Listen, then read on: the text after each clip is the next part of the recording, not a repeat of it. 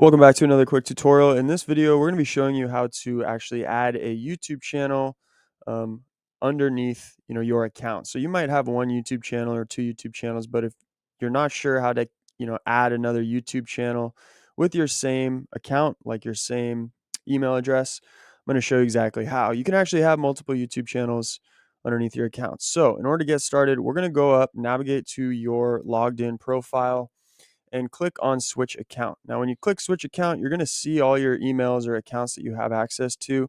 And underneath the email address associated with the account you want to add to, just click view all channels. All right. So for 8482, currently have three channels. Only one we actually use 8042 tutorials. We have a portfolio channel and then a tutoriales channel, which we'll be building out hopefully, with the tutorials in Spanish. So in order to create a channel, we're going to hit create channel and we're going to add our channel name. So we're going to go, this one's going to be behind the scenes. So behind the scenes, I want to check that little box and click on create.